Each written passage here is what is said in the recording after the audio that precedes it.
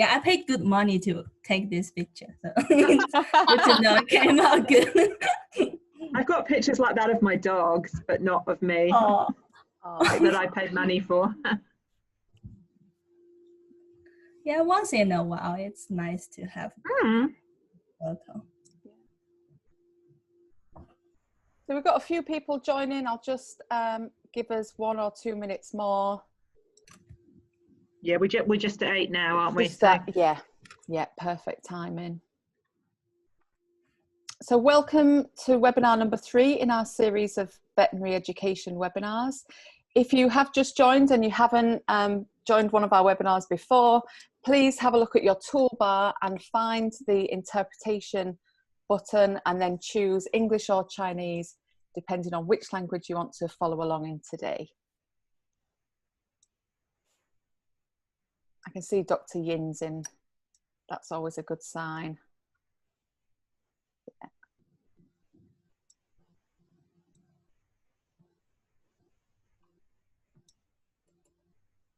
And a couple of others. How many are we expecting, Dawn?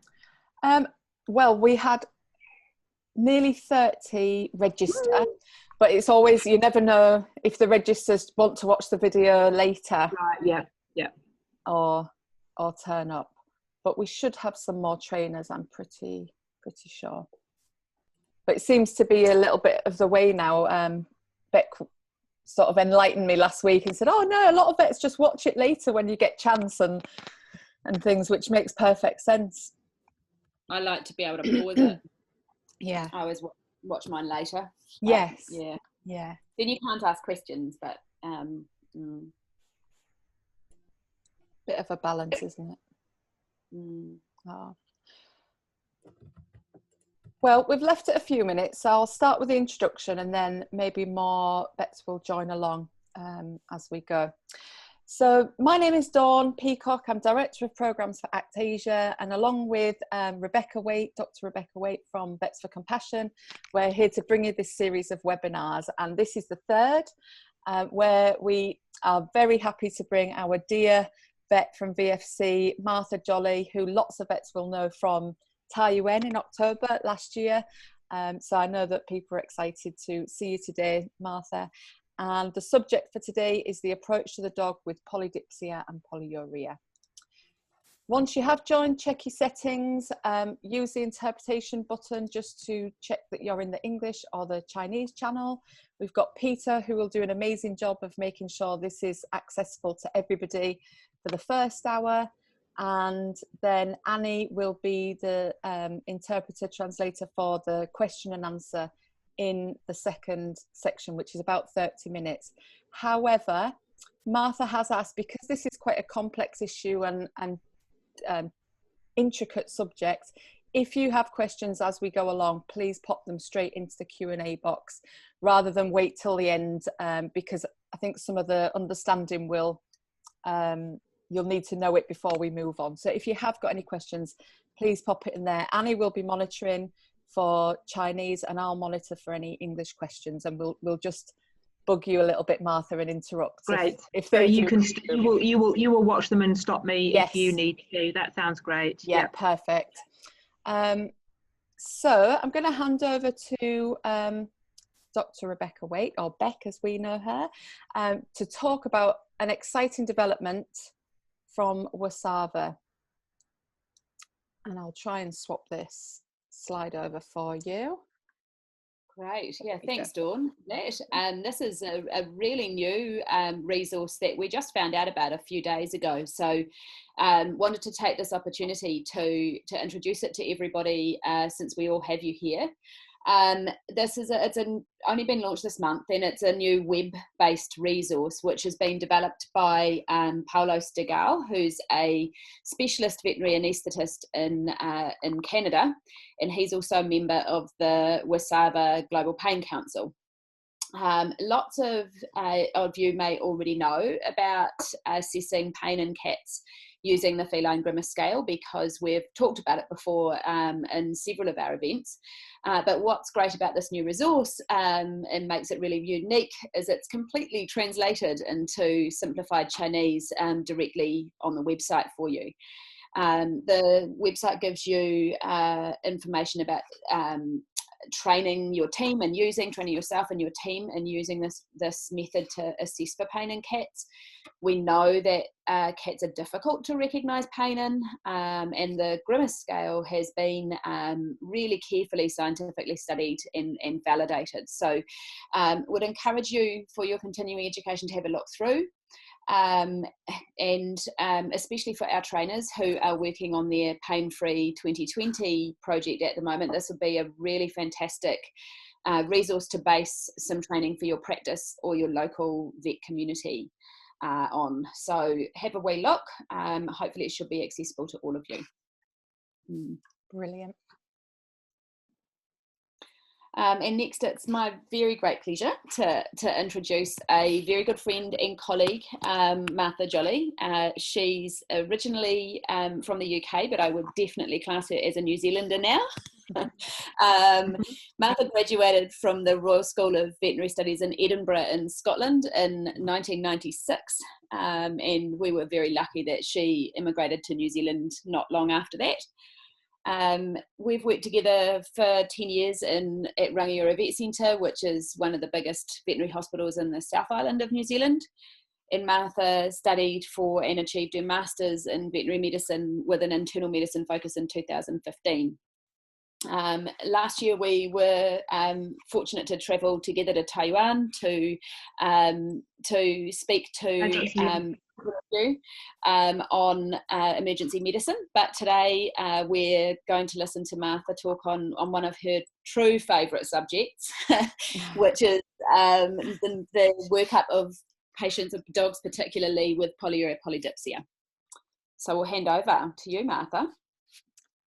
Thanks very much. Thanks very much, Rebecca. Hi everyone, welcome. I'm just going to see if I can share my screen. This worked before. We'll see how this goes.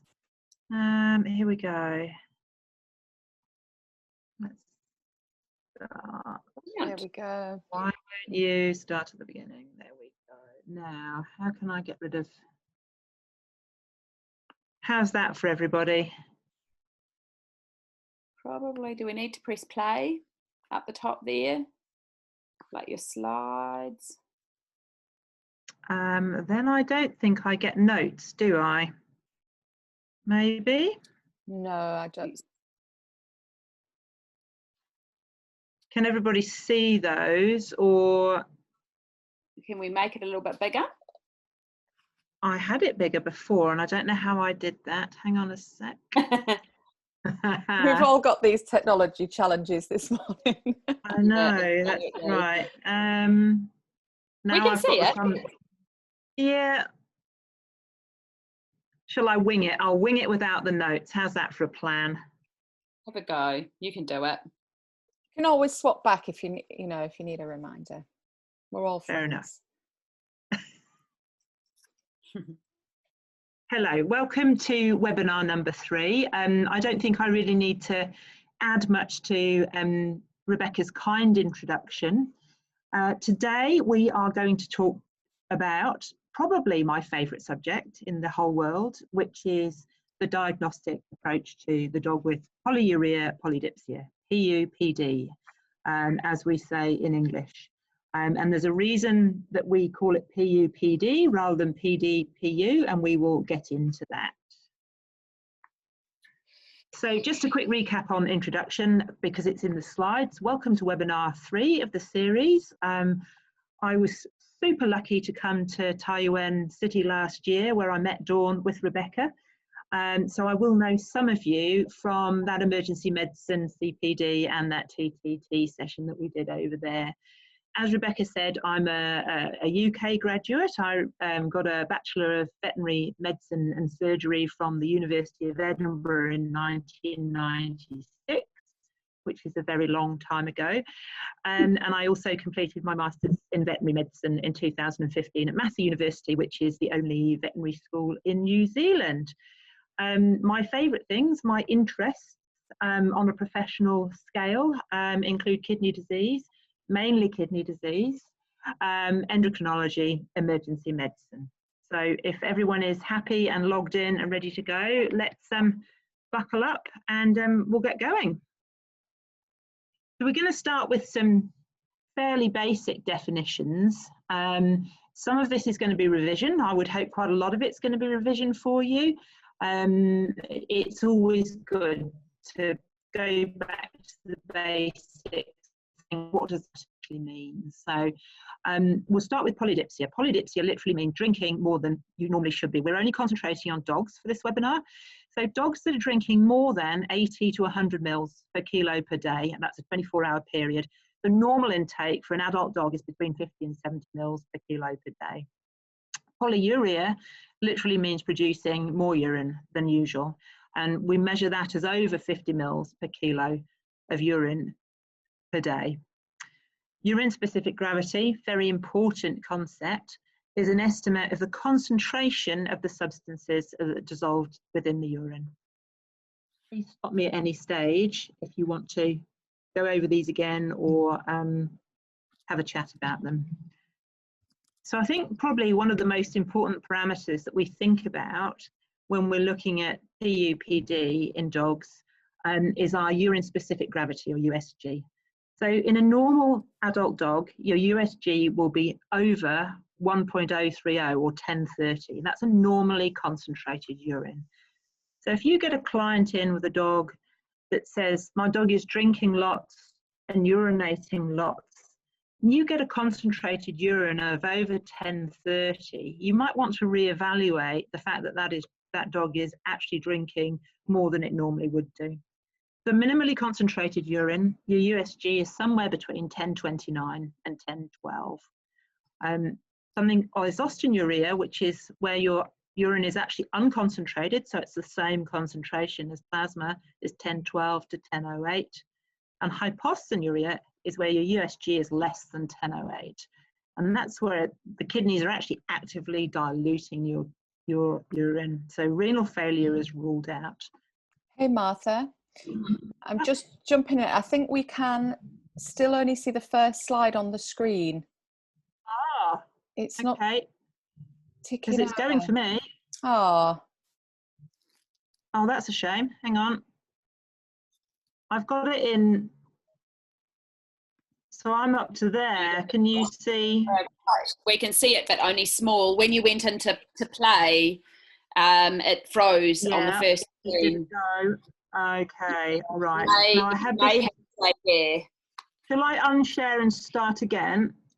That would always be my That's my strategy. Turn it off and turn it on again. Yeah. Totally agree. Hang on. Now I don't know what I've done with it. No.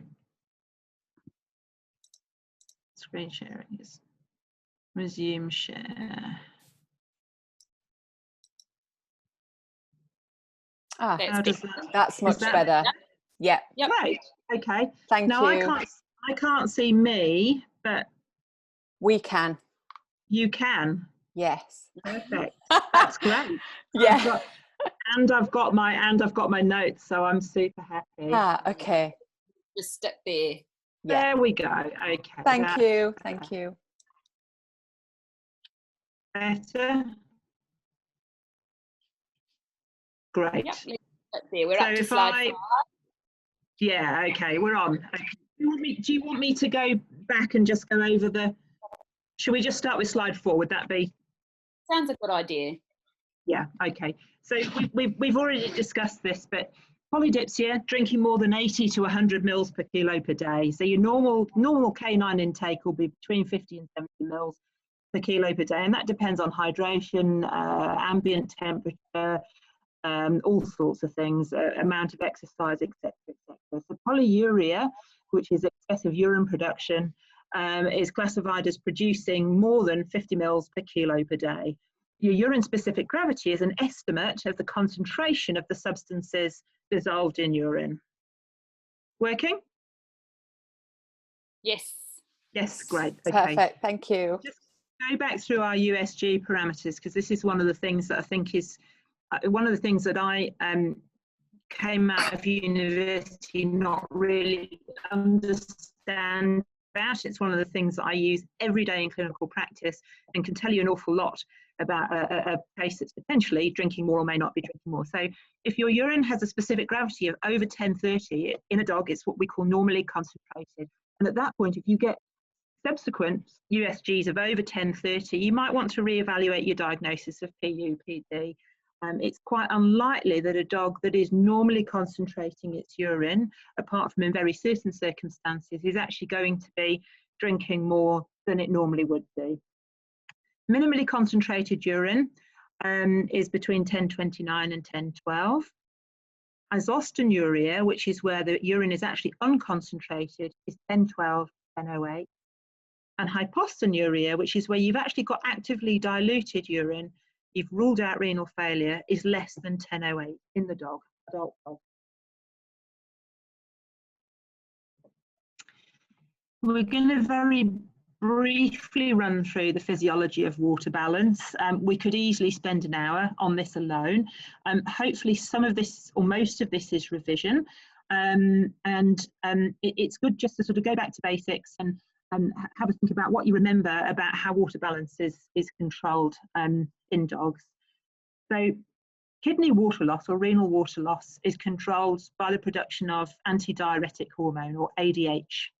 It's produced and excreted by the posterior pituitary gland. It's under the control of the hypothalamus. So antidiuretic hormone actually acts on the distal kidney tubules to increase water resorption, and therefore it increases urine concentration. ADH is released in response to reduce circulating blood volume, so pressure receptors, and increased serum osmolality, osmoreceptors. So you have osmoreceptors in your hypothalamus, your pressure receptors sit in various places, but mainly aortic arch and carotid sinus. The plasma osmolality, we don't need to understand this in great detail, just the basic concept. The plasma osmolality is a basic measure of the electrolytes to water balance. It's the main determinant of your osmolality is the sodium concentration. Very tightly controlled, mainly by aldosterone release from the adrenal cortex. So aldosterone is a mineralocorticoid. So a decrease in circulating sodium triggers aldosterone release and it facilitates sodium reabsorption in the distal tubule and uptake from the gut. There's also an osmotic gradient within the kidneys, within the renal medulla, and the gradient increases towards the centre of the kidneys or the renal papilla, mainly dependent on two things: urea and sodium concentrations. So this gradient is really important in the production of concentrated urine, and that'll become obvious why we need to know about this a little bit later on. The reduction in sodium or urea, plus a lack of aldosterone or lack of sensitivity to aldosterone, will affect that gradient, and therefore it will reduce the ability of your kidneys to concentrate urine. And one of the things that's really useful to remember is that water follows sodium.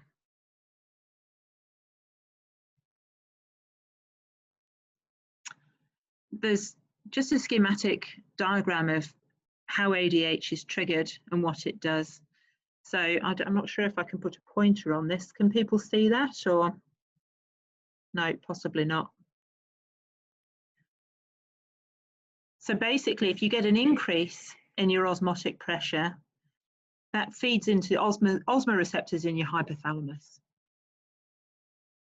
and triggers first in your thirst center, which is a behavioral response, triggers drinking and reduces your blood osmotic pressure. It also feeds into your pituitary gland and releases antidiuretic hormone, which has a direct effect on the collecting duct and the kidney tubule, reabsorbs water and prevents further hydration.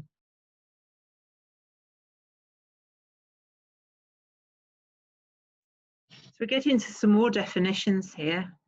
Primary polyuria So loss of renal concentrating ability due to the lack of ADH or insensitivity to ADH or osmotic diuresis leads to compensatory polydipsia. So your polyuria comes first, and the patient will drink to make up for the dehydration. Most of your PUPD cases that you will see will be in this category. It's far more common for you to have a primary polyuria and a secondary polydipsia. So examples of this: chronic kidney disease, hyperadrenocorticism or Cushing's disease, hypoadrenocorticism, pyometra in entire female dogs, liver disease, hypercalcemia, diabetes mellitus. So this is not an exhaustive list. I've actually given you a full list in one of the appendices for you to take away and have a look at. So conditions that cause primary polydipsia, which is where the drinking is the initiating factor, are really rare. So we sometimes see it in hypothermia, so heat stress, that sort of thing, pain, stress, and exercise, and these all tend to be quite transient. The only condition that we see that might be sort of longer than transient is psychogenic polydipsia. It's pretty poorly understood. It's also very rare. I can't remember definitively diagnosing a psychogenic polydipsia. In practice, it's basically a diagnosis of exclusion. I've given you a full list of these conditions in Appendix 1.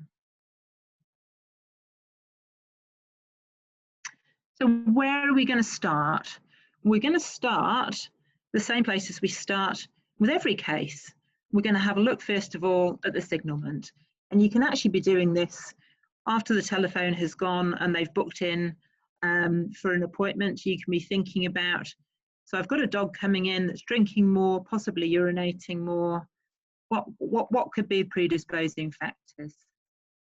So first of all, age.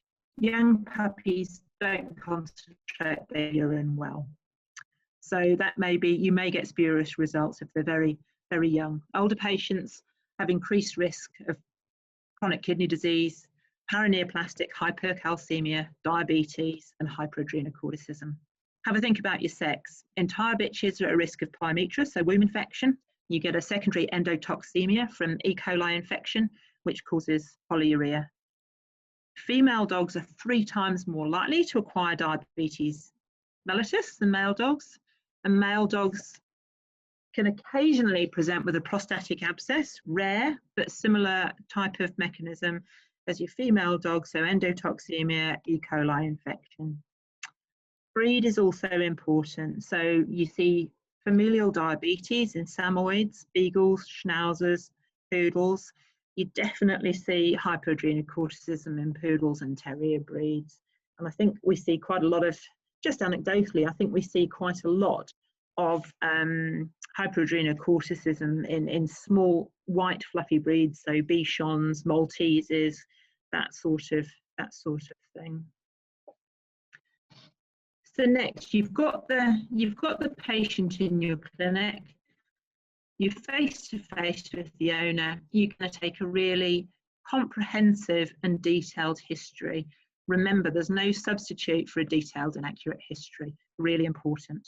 You need to make sure that the increased water intake is quantified before embarking on a further workup. You may end up spending a lot of time and a lot of your client's finances working up a dog that actually turns out isn't polydipsic at all.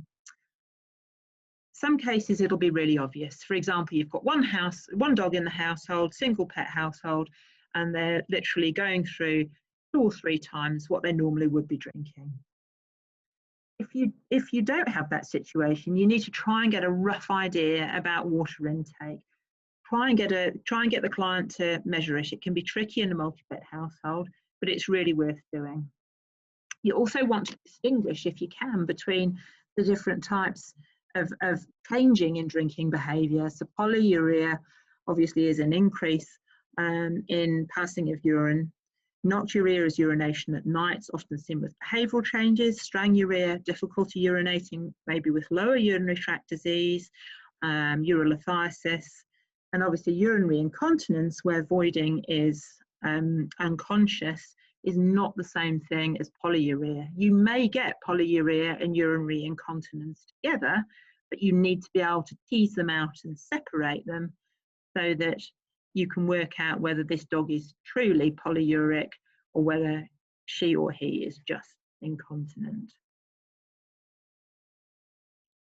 So you're going to delve a little bit deeper into your history. You want to know about change in urination habits. Has it changed in colour? Have a sniff? Does it smell different? Have you got other clinical signs? You want a full clinical history. So have you got any gastrointestinal signs, any vomiting or diarrhea? What about appetite? Increase in appetite, decrease in appetite, weight loss, lethargy or weakness, change in body shape, any change in the skin. I'm sure you've all got a systematic way in which you ask a history.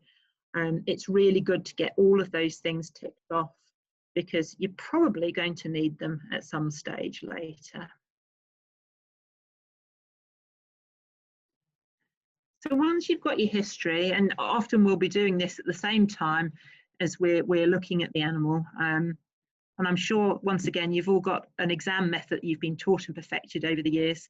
It's really good to keep it systematic, keep it methodical, and that way you know that you're not going to miss anything. You might go nose to tail, you might do it system by system, but it's really important that you don't skip any of these bits, because once again, you don't want to miss anything. So you want to always include an assessment of respiratory effort. Are they panting? Have you got increased respiratory effort? Any crackles, coughing? Careful abdominal palpation, and a rectal examination needs to be done in all of these patients. So here are some of the examples of things that you might find and might be relevant to your workup. So for example, when you're palpating the abdomen, if you're feeling in a large liver, you might think about hepatic neoplasia, so liver cancer. You might think about hyperadrenocorticism, Cushing's disease. You might be thinking about diabetes mellitus.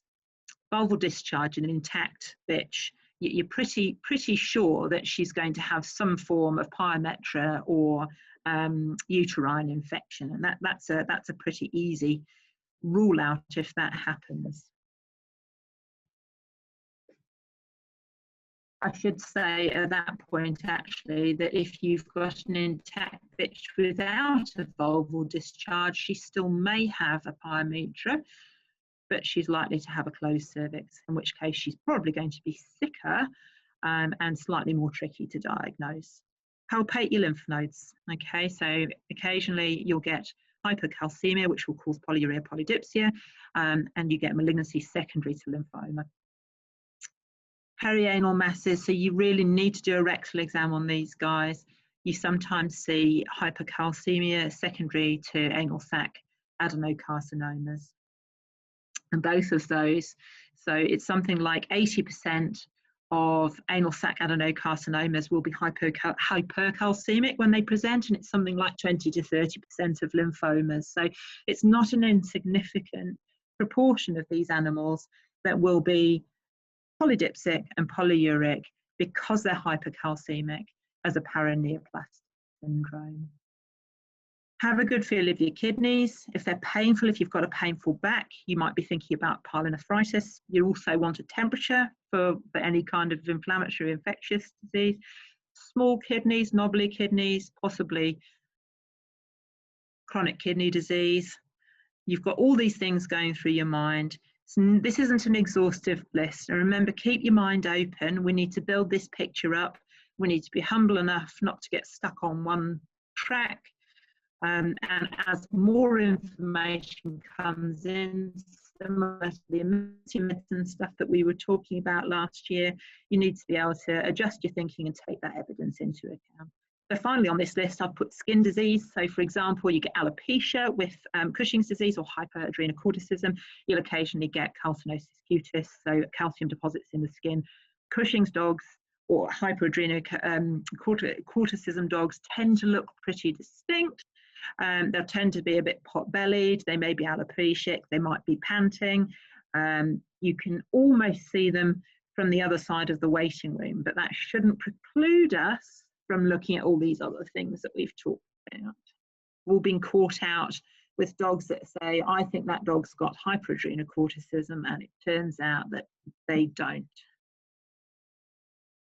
So, okay, we've got signalment, we've got history and a physical exam. What are we going to do next? We're going to write our problem list and have a little regroup. So that's your first consult, basically. Under your belt, you're going to have a think about where you go from here. Write your problem list and think about what tests you'd like to do next. What diagnostic test do you think would be most useful, first off, in a dog that you're pretty sure is polyuric and polydipsic?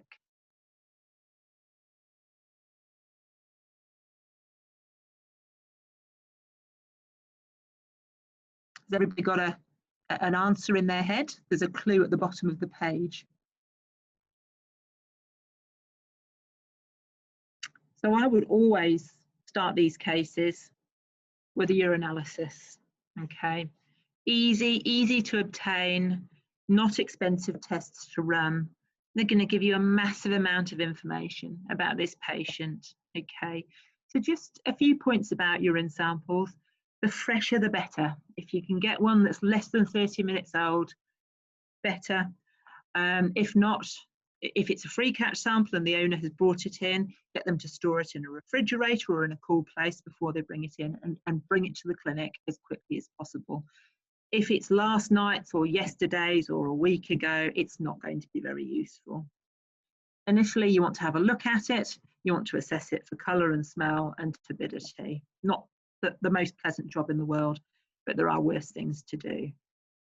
The first and the easiest thing that we're going to do is we're going to have a look at urine-specific gravity.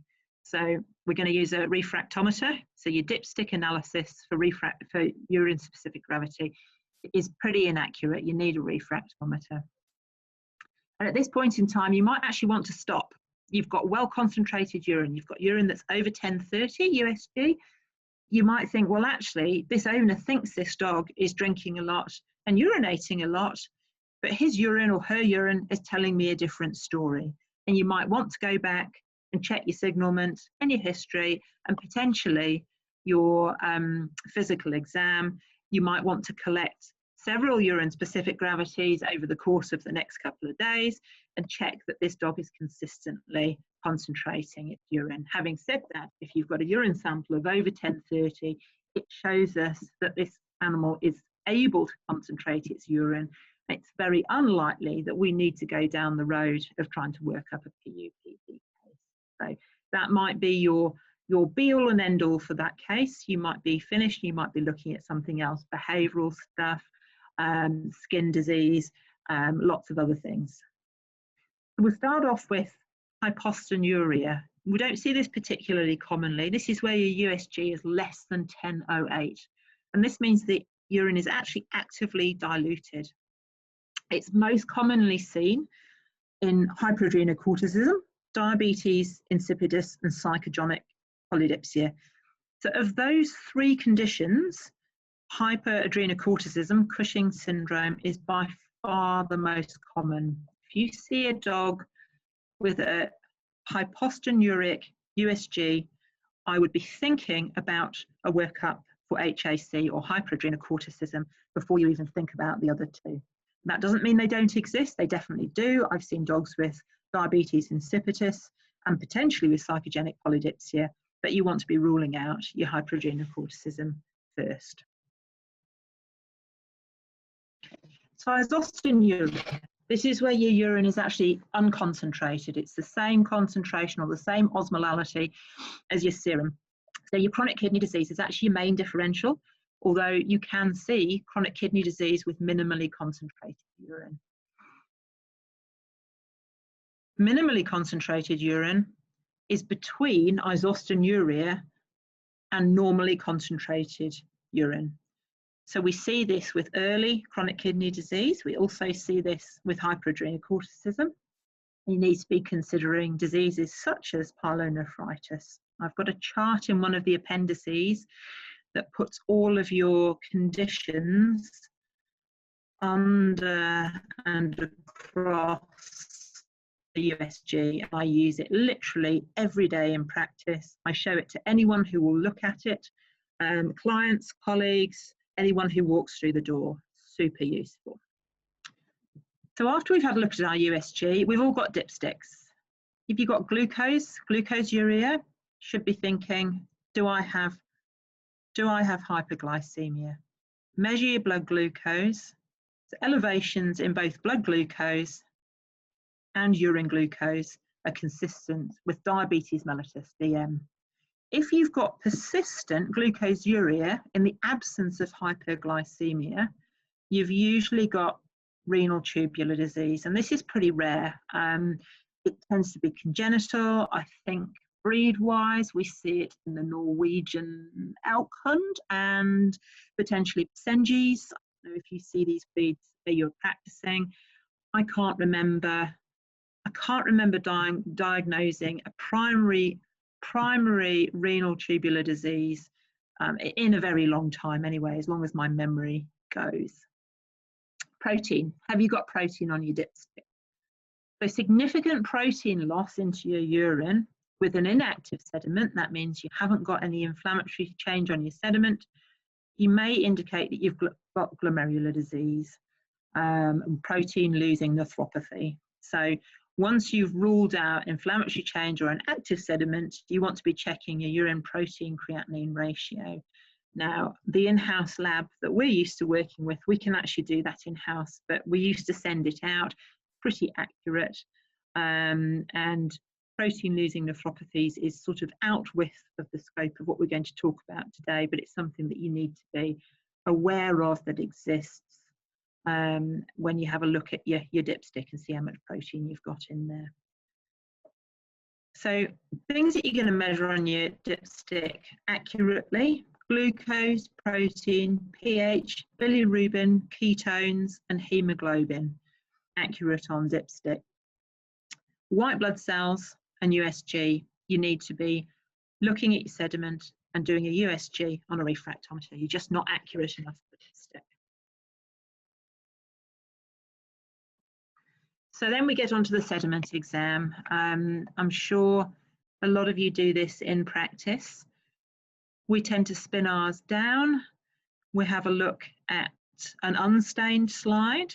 We also have a look at a stained slide, and we're looking for everything from white blood cells, red blood cells, casts, bacteria, etc., etc. So your urine sediment exam can be done in-house. You can also send your urine off for cytology in the lab, and you might well do that if you're going to send it off for a culture and sensitivity. So your sediment exam is going to distinguish hematuria from hemoglobinuria. You'll be able to see whole red blood cells on your sediment, and also once you've spun it, if you've got hemoglobinuria, you're going to have a red supernatant, whereas if you've got hematuria, you'll have red blood cells at the bottom of the centrifuge tube and a clear supernatant on top of it.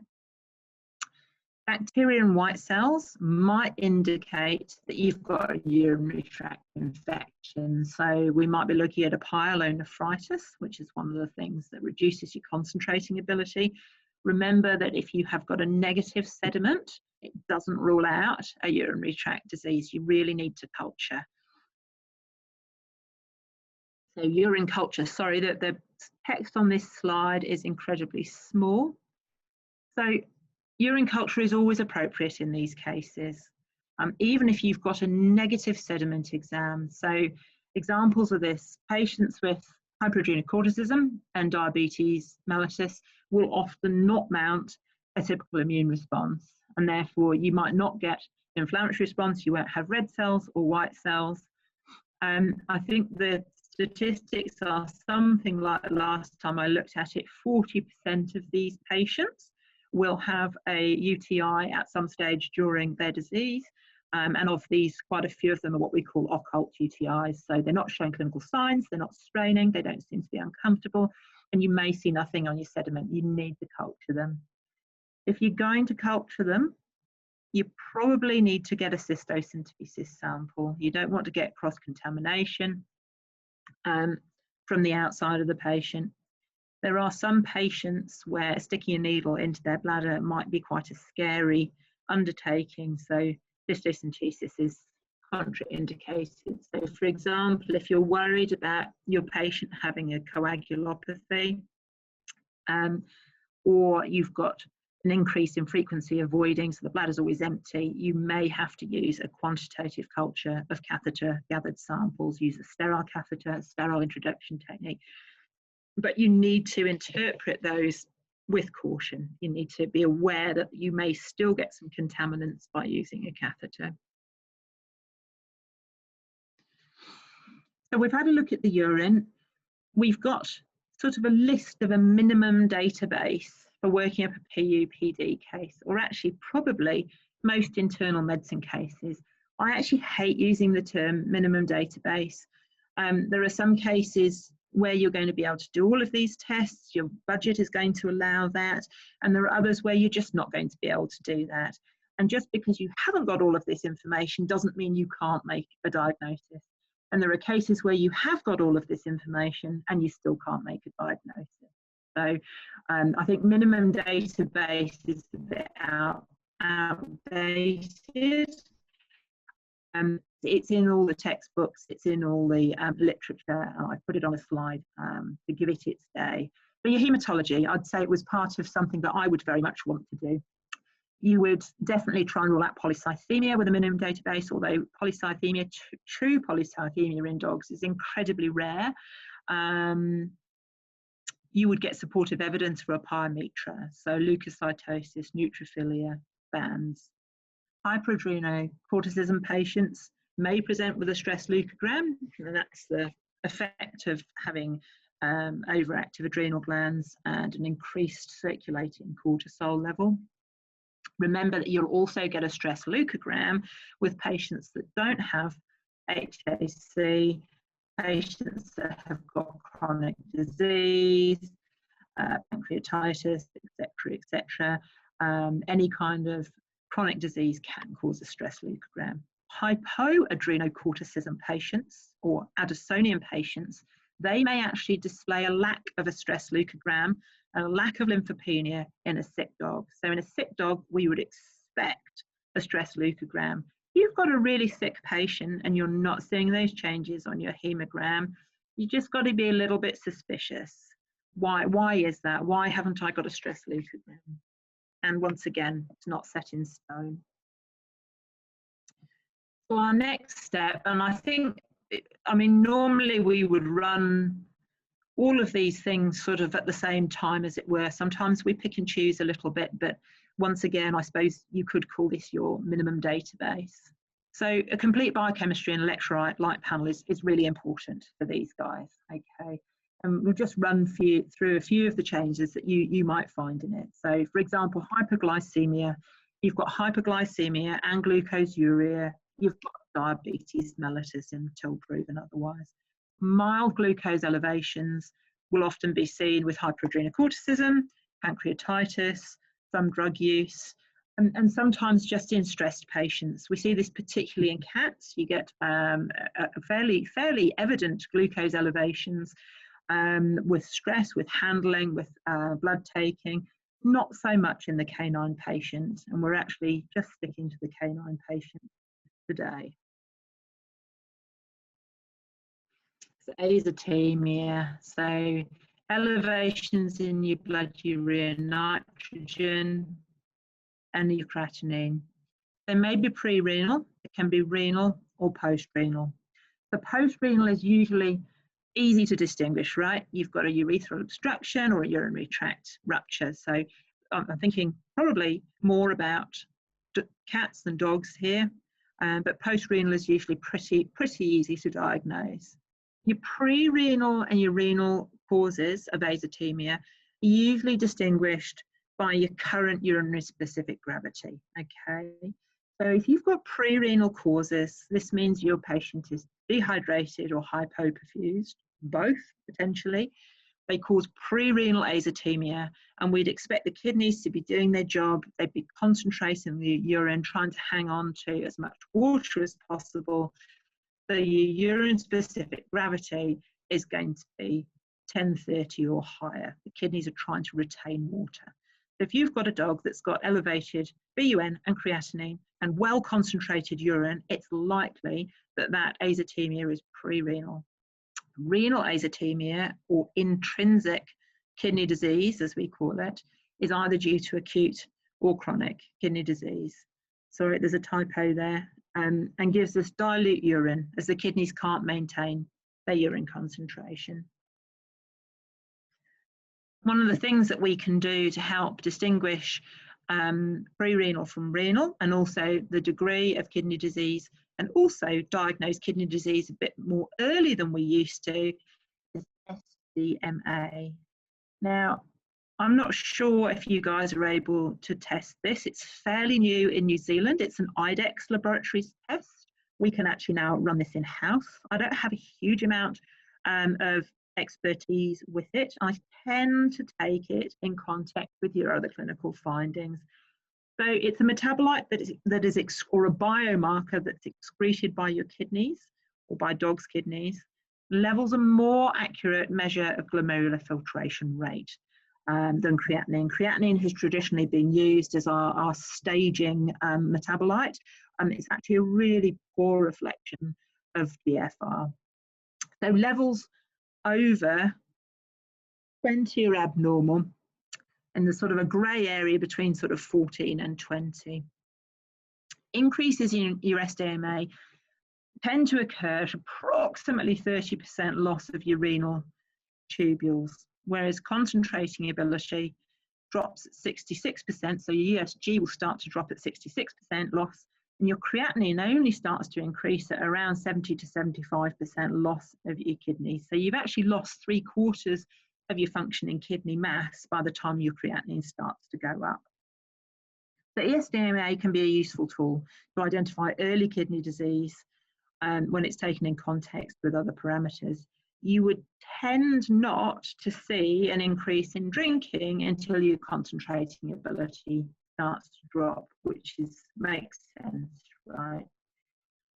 I would always take my SDMA measurements in context with my other parameters, my clinical exam, my history, my urine-specific gravity, imaging, etc., etc. Hypocalcemia on your biochemistry always warrants further investigation.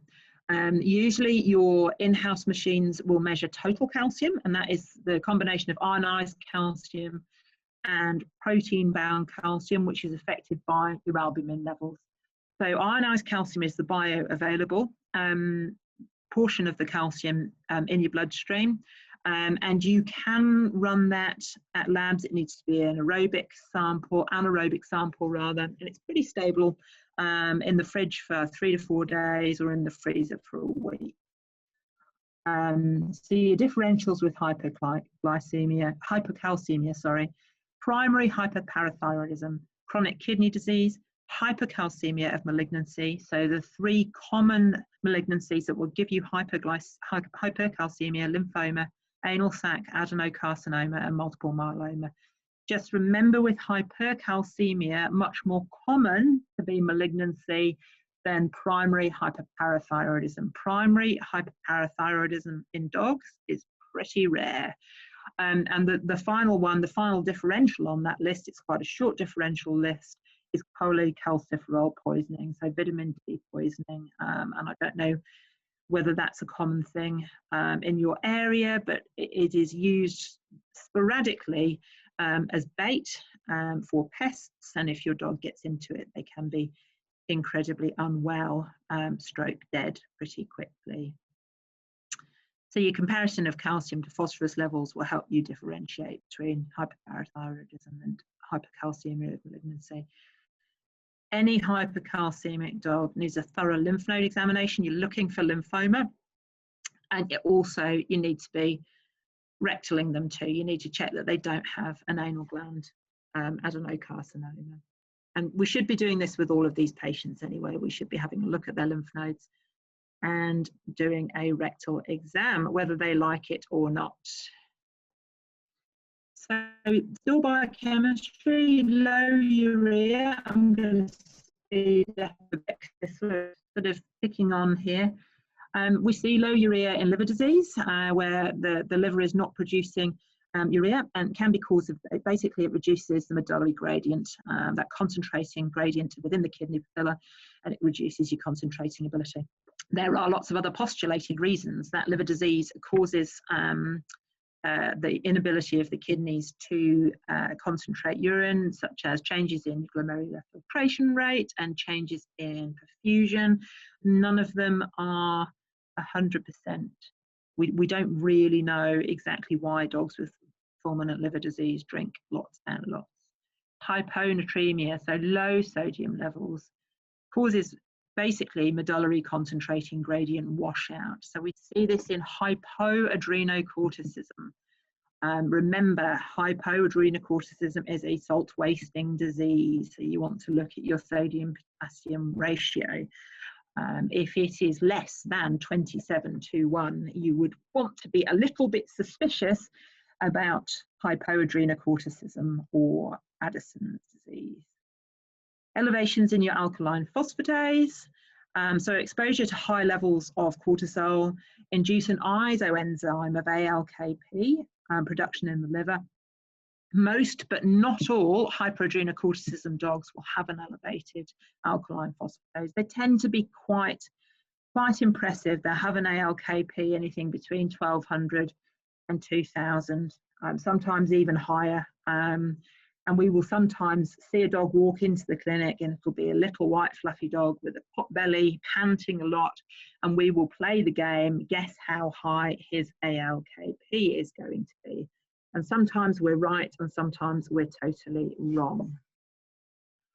So at this stage, we've got our minimum database, that horrible phrase again. We've done the basics, and we've ruled out, hopefully, a whole lot of stuff. And we're going to round up everything that we need to think about. We've got signalment, we've got history, we've got clinical examination, we've done urinalysis and basic blood work. So we're going to revise our problem list at this stage, and then we're going to decide what testing we would like to do next. So for example, we've got a dog, I know I keep going back to this, we've got a dog that's got patchy hair loss, and he's a bit pot-bellied and he's panting, and he really is drinking a lot. And he's got an elevated ALKP. We're probably going to be thinking it might be appropriate to do some cortisol testing. We think his chance of having hyperadrenocorticism is quite high. Another dog, we've got high blood glucose, we've got high urine glucose, we've definitely got polyuria, polydipsia. We're going to be thinking about working this dog up for diabetes mellitus. In fact, you've got your diagnosis. You just need to try and rule out concurrent disease to make stabilizing him a bit easier. Hope that's making sense. We're getting there, guys. We're getting there. So there's my little white fluffy dog with no hair in the pot belly. We're going to guess how big his ALKP is. The cortisol testing. We're trying to look at hypoadrenocorticism, so Addison's disease, and we're also looking at hyperadrenocorticism. So a baseline cortisol of over 55 will rule out hypoadrenocorticism. You can take that off the map. Low cortisol dose does not confirm it. You have to do an ACTH stimulation test to confirm hypoadrenocorticism. And even if you've got the right electrolytes and you've got a low baseline cortisol, you still need to do your ACTH stimulation test if you are able to make a diagnosis. And these guys are often pretty sick. They're going to need some sodium, they're going to need some fluids, they're going to need some steroids. The ACT stimulation test is really good for ruling in or ruling out your hypoadrenocorticism. It can also be used to look at hyperadrenocorticism. It's diagnostic in around about 85% of cases. I think maybe slightly less than that. I think 25% of cases you will not get a diagnosis in that. And about 50% of those with adrenal tumours, you will end up not getting a diagnosis on a stimulation test. Better sensitivity for hyperadrenocorticism is the low-dose dexamethasone suppression test. Now, I've put all of these protocols for this testing in your appendices for you to take back and look at. I'd be really interested to find out how many of you are doing these on a regular basis. So it's more sensitive for hyperadrenal corticism, but less specific. You'll get false positives from non-adrenal disease. You always interpret your dynamic cortisol testing in conjunction with a clinical picture. So if it looks like a Cushing-eyed dog and you're getting positive results, then it's much more likely that it is a Cushing-eyed dog. You really want to stop giving any administered glucocorticoids 2 to 4 weeks prior to testing. So you potentially, some of these dogs actually are on drugs that are making them drink more than they normally would do. You've got iatrogenic Cushing's, and you need to take them off glucocorticoids. If they are on a high dose or a regular dose of glucocorticoids, you really want to wean them. Don't just take them straight off. You're going to end up with rebound hypoadrenocorticism, and then you're in a whole world of pain. So both of your low dose DEX suppression test and your ACTH stimulation test are screening tests. They're going to tell you whether you have or haven't, hopefully, got hypoadrenocorticism. The low dose dexamethasone suppression test may tell you the difference between pituitary dependent disease and adrenal tumour, but you'll often need to perform the high dose test or proceed to imaging. And actually we tend to go to imaging for this. Bile acid testing, very briefly, it's a liver function test if you suspect that you've got significant liver disease. So imaging, I tend to get to imaging before I'd get to my cortisol testing, mainly because we've actually got access to a very good expert sonographer, and it rules out a lot of concurrent disease, or rules in a lot of concurrent disease. It gives you a really useful picture of the abdomen. So you can assess the uterus, the kidneys, the adrenal glands, liver. So hepatic enlargement, you might have Cushing's disease or neoplasia, enlarged adrenal glands in hypoadrenocorticism. Remember, most of them are PDH, so most of them have got bilateral or both sides are enlarged. Uterine changes in pyometra, even I can diagnose a pyometra on ultrasound. And often signs with chronic kidney disease, you'll see changes in the size and the structure of the kidneys. CT and MRI, we do have access to this. It is superior, but it's very expensive. You might consider this if you had potentially a surgical patient and you were going to take an adrenal tumour out. You would probably want some advanced imaging before you get to that. A couple of pictures of adrenal glands on ultrasound. I will be very honest, I can't see adrenal glands on my ultrasound unless they're absolutely massive. But as I say, we've got access to a very skilled ultrasonographer. So at this stage, we've hopefully got a presumptive diagnosis. We've ticked off most of the really common things. And the next few slides are basically something that we would think about when we're down to the last 2 or 3 conditions, and they're pretty rare. So I've put a big stop here. We're going to talk very briefly about water deprivation testing. So the reason I've put stop here is you need to really think about this before you start thinking about taking water off patients. The standard water deprivation test that we used to do 25 years ago is just outdated, it's dangerous, and it's never justified. You will kill patients if you do this. This is where you take a healthy, hydrated animal and just take water straight off them.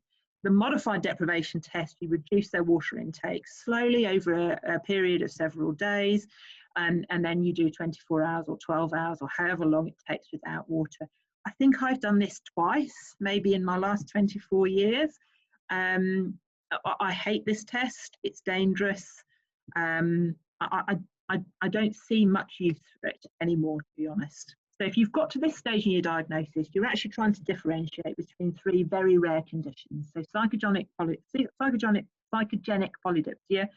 which is behavioural, central diabetes insipidus, nephrogenic diabetes insipidus. The central diabetes insipidus is where your pituitary gland is not producing enough ADH, and nephrogenic diabetes insipidus is where there is ADH present, but the kidneys are not responding to it. So it's insensitivity to antidiuretic hormone. Please don't do this. There is another way. So you'd only do a modified water depth very late in the proceedings. And I would always do a desmopressin response test first. So desmopressin is the synthetic form of antidiuretic hormone, and you basically use it to test the response to exogenous desmopressin. It'll separate your central DI, which is the lack of endogenous ADH. So if you give a dog with central DI desmopressin, it will start concentrating its urine. Nephrogenic diabetes insipidus, you will get no change in your concentration of urine because the kidneys can't respond to the desmopressin that you're putting in there. And dogs with psychogenic polydipsia can concentrate, and they will concentrate if you give them ADH. Remember, you are differentiating between 3 very rare conditions here, and we hardly ever get this far. I'm happy to talk about it. I guess the issue here is that if you've missed a dog with occult chronic kidney disease or an acute kidney injury, then they actually can't concentrate, and you're going to damage that patient. You may make them decompensate, you may even kill them. So don't do this unless you're feeling brave. In fact, just don't do it, I would say. So we're there, guys. We're almost there. 9:01. Good job. So key points: water balance very tightly regulated in the normal dog. PUPD, it's a common clinical syndrome. We're going to see it lots and lots. I'm sure you get it coming through your doors lots and lots. Water intake and persistently low urine-specific gravity are needed to confirm and initiate testing. You don't want to go down that road unless you've actually confirmed that this dog is drinking more than it normally would do and that it can't concentrate its urine, or it's not concentrating its urine, not that it can't. And always, once again, same as the emergency medicine stuff, look at the whole picture. Take into account your signalment, your history, your physical exam, keep going back and looking at the whole thing. It's very easy to get distracted and think this is definitely what's going on, and then forget about the other bits and pieces that you have done very well in collecting. So I'm just going to flip through the appendices. I'm not going to go through them, but just to let you know what we've got. Appendix 1 is a list of polyuria, polydipsia, osmotic diuresis.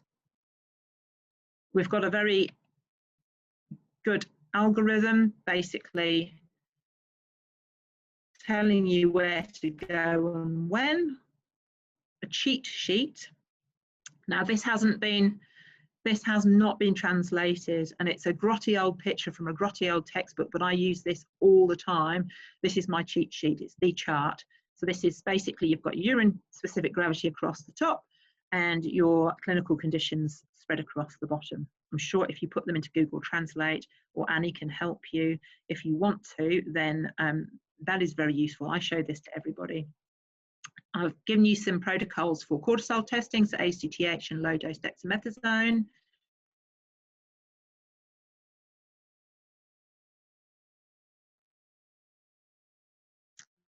A couple of references, and very big thanks to ACTAsia and Vets for Compassion for having me.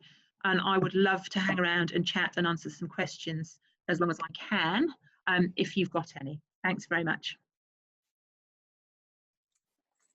Thanks, Martha. That was wonderful. We have no questions right now, so either that means everything you said was perfectly understood. Did you understand it, Dawn? Well, I now will make sure that I say PUPD, not the other way around, definitely. So I have learned something.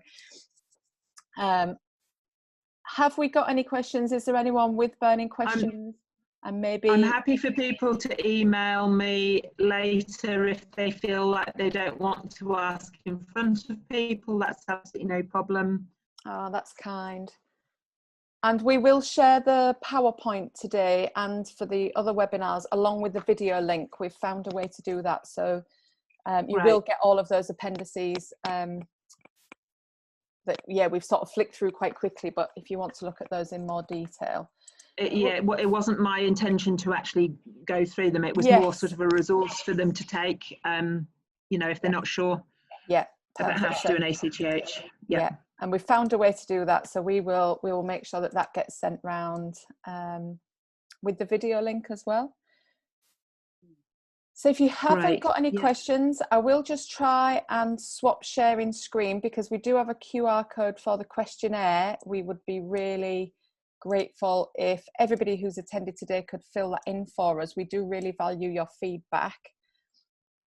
So that's the QR code, and I believe it's in the WeChat group as well, so that you can have, so you can easily get it. I know everyone's used to snapping QR codes really quickly. And then maybe I'll just hand over to Beck for a few minutes just to talk about webinar number 4 that's coming up. But again, if you've got any questions, the Q&A box is there, or maybe right in the chat box, and we can come back to that in a second with Martha. But maybe, Beck, do you want to introduce a little bit about the next webinar? Yeah, so our next upcoming webinar, we're very, very lucky to have Dr. Kathy Cooney from the United States speaking to us. She's chosen a area to specialise in that I think is really admirable. I'm not sure I could work just in the area she works in. She works just in an end-of-life care for cats and dogs, and both in helping owners and pets achieve a good passing at the end of their lives, and also for those patients where perhaps for the owner euthanasia is not an option, trying to provide the best care and comfort and freedom from pain and suffering that she can at the end of life. And I know from my 3 trips to China that this can be a really challenging area of practice. It's challenging for us as Western vets. I think in China it's even more challenging. There's a lot of owners I know that are perhaps not even willing to even have a conversation about end of life or euthanasia. So Kathy is very, very keen to give Chinese vets some perspective and some tools on this difficult subject. So keen that I think she's waking up at about 3 o'clock in the morning in her time in Colorado to speak to us. So very much an appreciated subject, and we're very lucky to have her. Kathy is one of the foremost speakers in the world on this subject. She contributes to the American Animal Hospital Association guidelines on end-of-life care. So she's a bit of a superstar speaker in this area.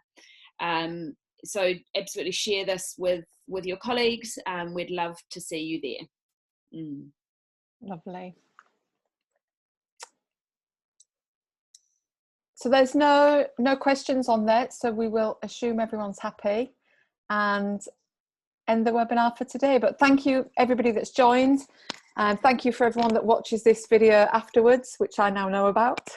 And we look forward to seeing you again. 20th of August is the next webinar with a slightly different time. Again, to fit in that Colorado time, it will be 8 p.m. in China for webinar 4. All right. Thanks, everybody. Great. Thank you, Martha. Thanks, Martha. Wonderful. Nice to see you. Yeah, you too. Let me see if I can.